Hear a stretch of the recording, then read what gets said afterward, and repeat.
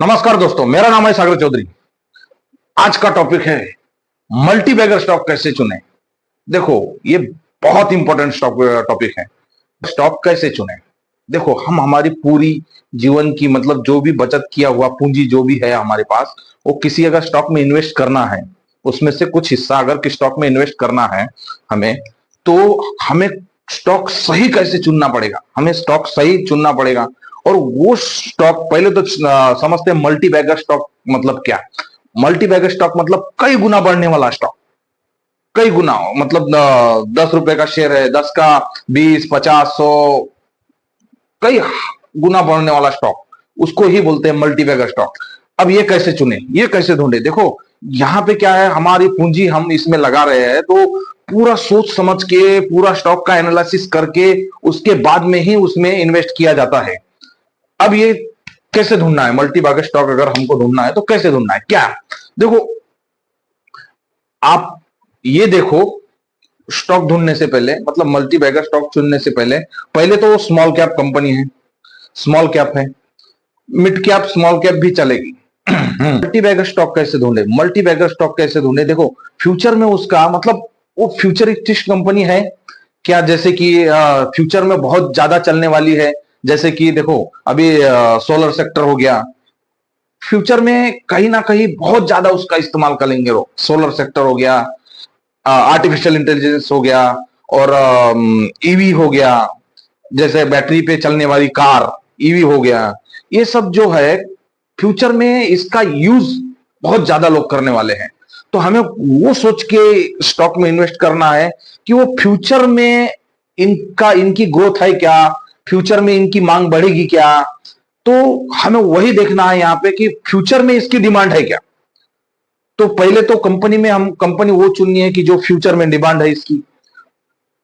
दूसरा कि जैसे कि ईवी हो गया, बताया मैंने अभी, ईवी हो गया, सोलर सेक्टर हो गया, आईटी सेक्टर हो गया, फर्टिलाइजर हो गया, कोई केमिकल बना रही है कंपनी, ऐसी बहुत सी मतलब और भी कंपनियां हैं, या इससे रिलेटेड है, या और भी कई मतलब कंपनियां हैं। वो हमको कैसे चुने, मतलब यहाँ पे देखो, यहाँ पे हमको मल्टी बैगर स्टॉक चुनना है तो जैसे वो ये भी हो सकती है, ट्रांसपोर्ट से रिलेटेड हो सकती है, जैसे कि वीआरएल ट्रांसपोर्ट भी है। तो ये ऐसे स्टॉक हमको चुनना है, ऐसे स्टॉक चुनना है जो फ्यूचर में उसकी ग्रोथ हो।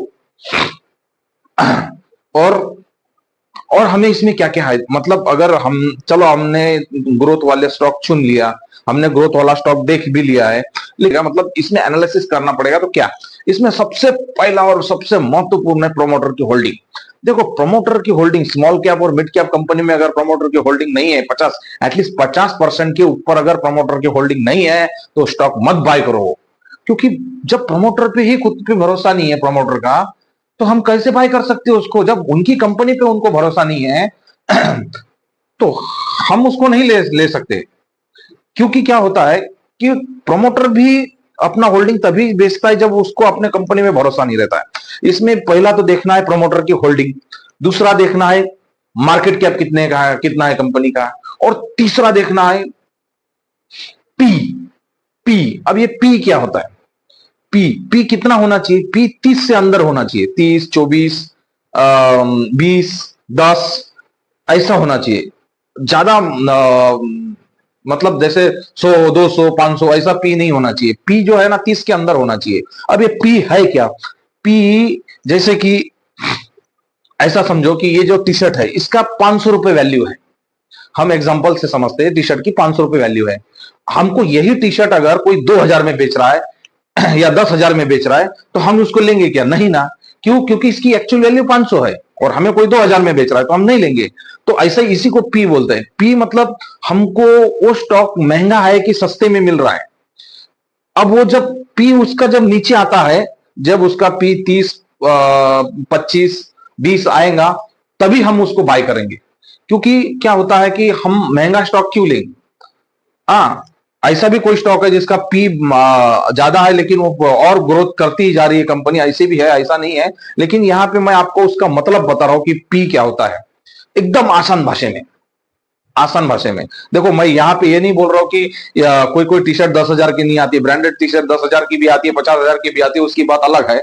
मैं एक आपको एग्जाम्पल दिया बस पी के बारे में। फिर यहाँ पे देखना है रेवेन्यू, वो स्टॉक का रेवेन्यू देखना है। रेवेन्यू क्या है? रेवेन्यू मतलब धंधा। देखो ये आपको इंग्लिश और हिंदी में इसलिए समझा रहा हूं ताकि इसमें हमारा पैसा इन्वेस्ट हो रहा है। पैसा इन्वेस्ट हो रहा है तो हमको पूरा मैटर भी तो समझ में आना चाहिए, मतलब पूरा पिक्चर क्लियर होना चाहिए कि बाबा हाँ क्या क्या होता है। पी समझ में आ गया। अब यहां पे आता है रेवेन्यू। रेवेन्यू मतलब धंधा, बिजनेस कितना किया वो साल में, उस स्टॉक ने बिजनेस कितना किया, साल का रेवेन्यू कितना है। और रेवेन्यू जो है वो इंक्रीज हो रहा है क्या हर साल, इंक्रीज मतलब बढ़ रहा है क्या हर साल, हर साल वो ग्रोथ कर रहा है क्या, तो वो देखना है उसका। उसके बाद में देखना है नेट प्रॉफिट। नेट प्रॉफिट, अब देखो नेट प्रॉफिट, देखो रेवेन्यू तो किया है, अब वो नेट प्रॉफिट में है क्या, वो भी तो देखना है कि नेट प्रॉफिट में अगर कंपनी है, रेवेन्यू अच्छा है, नेट प्रॉफिट भी अच्छा है, यहां तक हमारे यहां तक ठीक है। जैसे शेयर होल्डिंग 50% से ऊपर है, पी भी अच्छा है, नेट प्रॉफिट अपना इसमें रेवेन्यू भी है, नेट प्रॉफिट भी है। उसके बाद में देखना है आरओई, ये भी बहुत मतलब महत्वपूर्ण है। आरओई जो है कम से कम 10 के ऊपर चाहिए, कोई भी कंपनी का 10 के ऊपर आरओई चाहिए। हाँ 10 के ऊपर ही आरओई रहेगा, 10 12 15 20 तो अच्छा स्टॉक होता है वो, मतलब अच्छा इनकम कर रहा हो, मतलब प्रॉफिट अच्छा कर रहा हो। अब आता है डेट टू इक्विटी।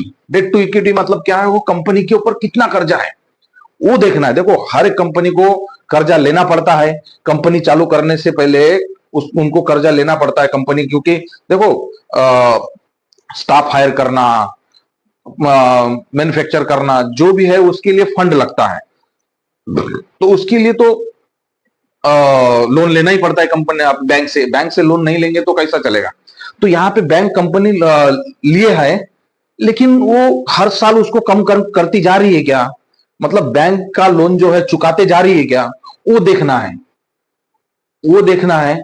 ये भी डेट टू इक्विटी भी मतलब अच्छा है, मतलब वो लोन भी चुकाती जा रही है क्या, फ्यूचर में उस स्टॉक की डिमांड है क्या। देखो फ्यूचर में उस स्टॉक की डिमांड है क्या, मतलब वो जो स्टॉक मतलब जो कंपनी है, जो कंपनी है वो जो प्रोडक्ट बना रही है उसकी फ्यूचर में डिमांड है क्या, अच्छे से डिमांड आएगी क्या, वो सब देखना है। देखो आज से 20 साल पहले आईटी सेक्टर में खूब डिमांड आई थी। ये जो विप्रो जैसी कंपनियां है ना, ये ऐसी नहीं बढ़ी, इनकी डिमांड आई थी। अभी जैसे ईवी की डिमांड आएगी, अभी ईवी की डिमांड आएंगी, सोलर सेक्टर की डिमांड आएंगी, आर्टिफिशियल इंटेलिजेंस की डिमांड आएगी।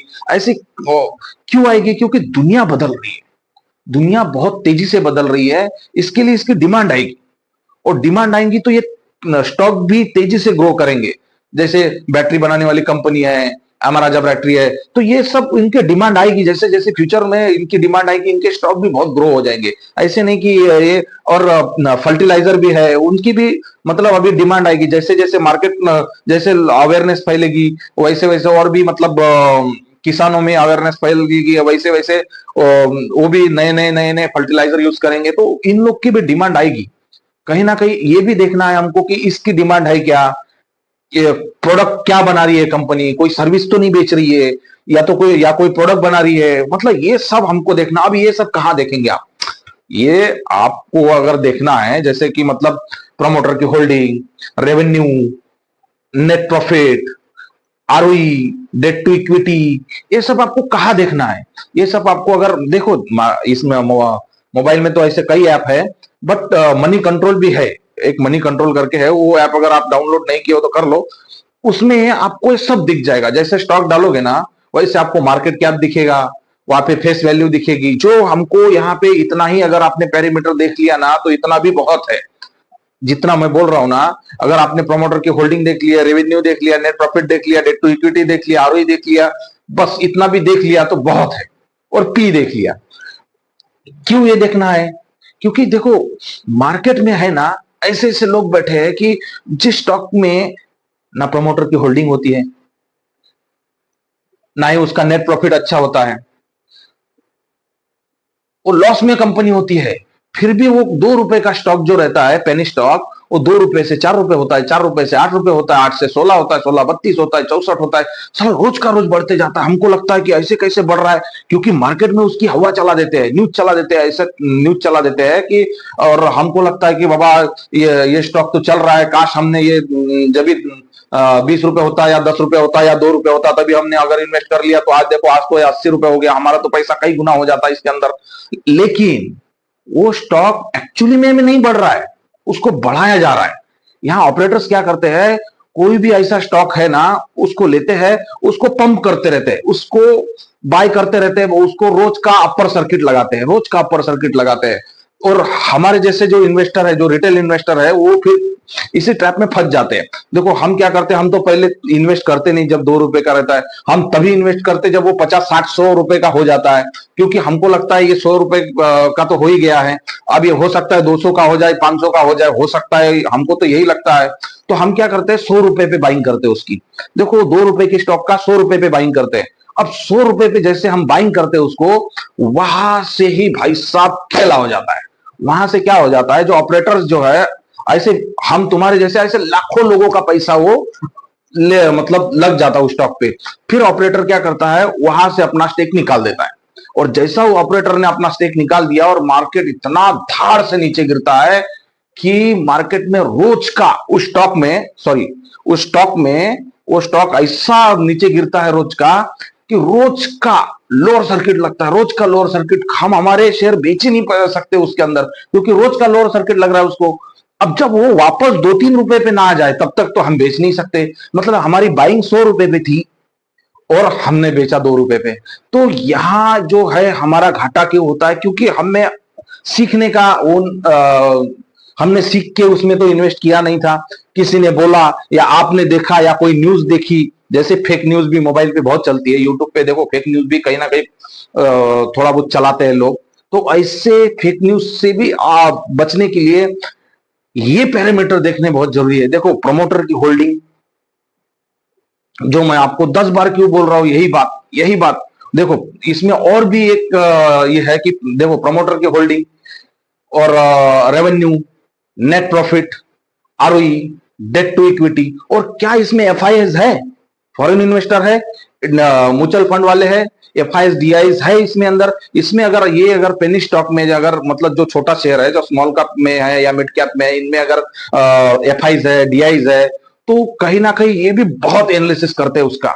अगर ये भी उसमें इन्वॉल्व है तो हम उसमें हमारा पैसा लगा सकते हैं उसमें हम। और मैं तो ये बोल रहा हूं, अगर आपको सपोज कितना भी पैसा लगाओ, आप कितना भी लगाओ, लेकिन वो डाइवर्ट कर दो, थोड़ा सा सोलर में डाल दो, थोड़ा सा ईवी में डाल दो, थोड़ा सा आर्टिफिशियल में डाल दो, और थोड़ा सा आपको जो और पसंद आता है, जैसे अभी इथेनॉल का भी बहुत चल रहा है, क्यों फ्यूचर में उसकी डिमांड है, इथेनॉल पे गाड़ी चलने वाली है, तो इथेनॉल शुगर फैक्ट्री से, मतलब शुगर से जो गन्ने का जो वो होता है स्टार्च, उससे बनती है।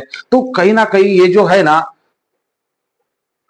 उसमें भी आप इन्वेस्ट कर सकते हो पैसा। और आपको जो ऐसा लगे कि हाँ बाबा ये कंपनी अच्छी है, इसको मैं कई दिन से देख रहा हूँ, प्रॉफिट चल रही है, और उसमें प्रमोटर की होल्डिंग है, वो सब कुछ अच्छा है, तो उस स्टॉक में इन्वेस्ट करो, उस स्टॉक में इन्वेस्ट करो। लेकिन पैसा एक ही स्टॉक में पूरा मत लगाओ, थोड़ा थोड़ा थोड़ा थोड़ा थोड़ा थोड़ा। जब ये जैसे रेस कोर्स आपने देखा होगा, उसमें सब घोड़े नहीं दौड़ते हैं, मतलब सब घोड़े तो दौड़ते हैं, लेकिन पहला नंबर पे सब घोड़े नहीं आते हैं। तो आपके भी, आप अगर सब घोड़े पे लगा दिए ना थोड़े थोड़े, तो कोई हो सकता है कोई बहुत ज्यादा फास्ट भाग जाए। जैसे कि देखो अभी टाटा मोटर 2 साल पहले क्या था, 2 साल पहले 350-400 का स्टॉक था, आज वो कहां चले गया है, 1000 रुपए के आसपास, 1000 रुपए के ऊपर भी चले गया। तो ये कहीं ना कहीं देखो क्यों हो गया है, क्योंकि टाटा मोटर ईवी में आ गया है, ईवी में आ गया है। अब पहले तो वो नेट प्रॉफिट भी नहीं था उसका, टाटा मोटर का 2-3 साल पहले नेट प्रॉफिट भी नहीं था।